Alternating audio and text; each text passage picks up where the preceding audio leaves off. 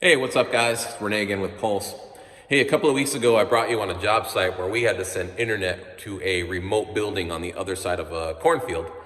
And I'm in a similar situation today, so I thought I'd show you what I've got going on here. We are in another situation where this building is separate from the main house. This is a garage shop, but it is detached from the main house.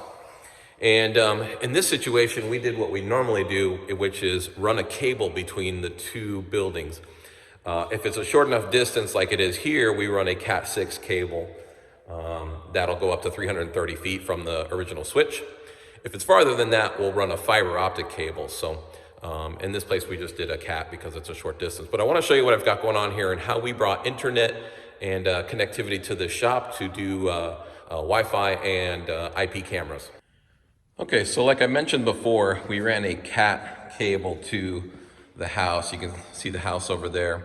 We ran a cable underground.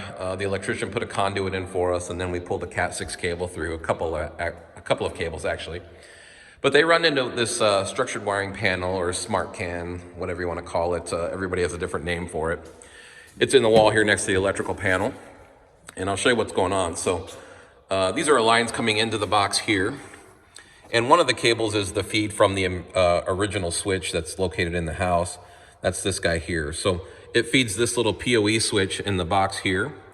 And then these other cables are, well, we've got a watt box here so I can control power remotely. I can reset the switch and other devices here. That's connected to the internet via the network cable here.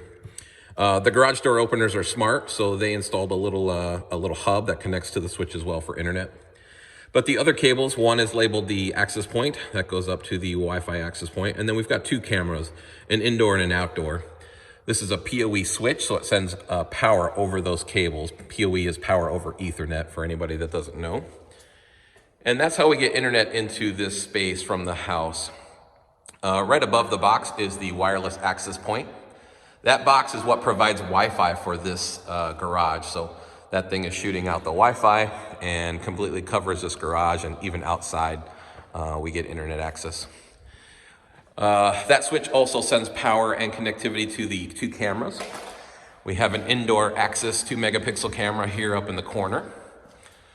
So there's a camera inside the garage that basically covers the entire inside of the garage. So all the toys, boats, snowmobiles, cars, everything will be protected.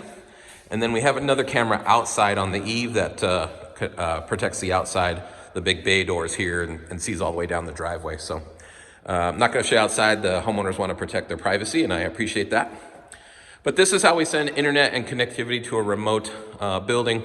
In this case, like I said, we ran a cable from the house to the shop, and that's how we normally do it. If it goes over 300 feet, then we'll run a fiber.